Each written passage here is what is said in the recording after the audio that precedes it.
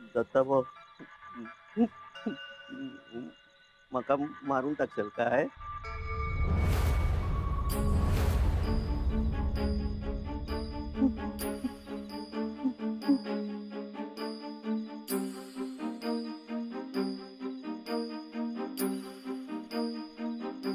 मायनू काढून टाकणारस मका? मी विसरते म्हणून विश्वासरावांका सांगते म्हणून मारून टाकणार मका? दत्ताभाऊ रागवले आहेत ना? दत्ताभाऊ मी सांगितलंय ना नेने काकूंका, माका सांगितल्याने ना सगळ्या गावातल्या बायकांका सांगून ये म्हणून मी सांगून इलय.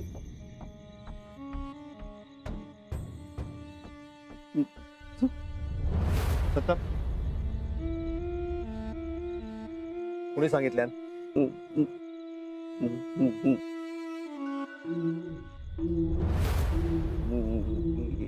विसरलंय. इले मी हा ह्याने सांगितलं नाही वय ना? तुम्ही सांगितलंच ना? हा सांगा. यमुना तू सांगितलंस त्या का? तुका पण कळत नाही कुणाकडे निरूप द्यायचा? आता एवढ्या वेळ त्या मारतय तुका सांगूक नाही इला? तो आणि शिवला का तुझा? तुका माहित आहे ना तो कसा? आता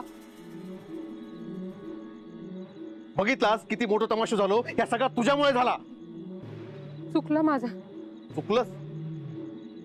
आमची इज्जत येशीवर टांगलंस. त्याका नीट निरोप सांगता येत नाही?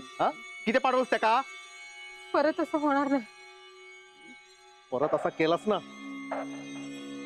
तुका घरात उभो करणार नाही.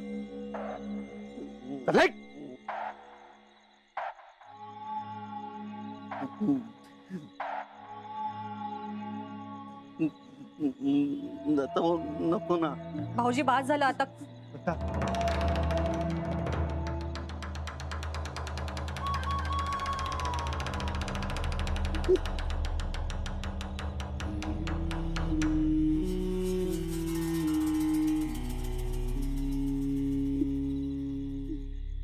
कोण काय करणार?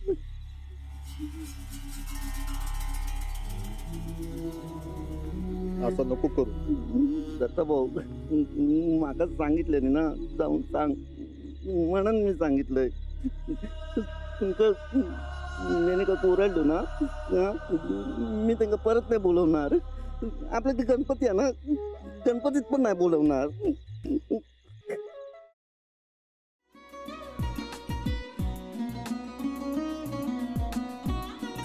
लावू का? असाच लावू ना?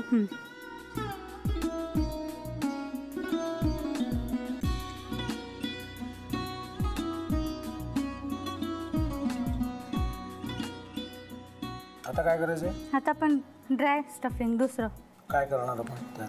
आपण ह्याच्यात मेयोनीज न टाकता बाकीचे सगळे साहित्य टाकायचे. अच्छा, हे सगळं. ऋतू, माझा तर विश्वासच बसत नाहीये. म्हणजे अगं बहिणी आमचं लग्न व्हावं म्हणून किती प्रयत्न करत होती आणि ते सगळं करताना की शिवच्या आम्हाला माहिती पुरवते. नाही, मला नाही वाटत. गौरी खूप चांगली आहेस म्हणून तुला सगळं जगत चांगलं दिसतं. पण शिव उगाच बोलला असेल का? त्याच्यावर विश्वास नाहीये का तुझा? शिववर पूर्ण विश्वास आहे मी तुम्हाला. पण तो आता हे जे काही करतोय ना, म्हणजे निशा बहिणी समोर त्या राधिका सोबत फिरण्याचं नाटक वगैरे, ते त्याचा काही उपयोग होणार नाहीये. अगं असं कसं म्हणतो? अगं नीलिमा, जतीन भाईंचा कॉल आहे. हो माहितीये. रिसीव कर ना. अगं बघ कट झाला. आता तू रिसीव केला नाहीस म्हणून ते मला करतील. पुन्हा आला बघ. घे बघू. हे एक ना एक दिवस घडणारच होतं. आता मला कळलं तुम्ही 2 दिवस झाले काय सांगत होता ते. बनू हे संकेत असतात आणि हे ठरवून येत नसतात. मी बाहेर तुमची वाट बघते.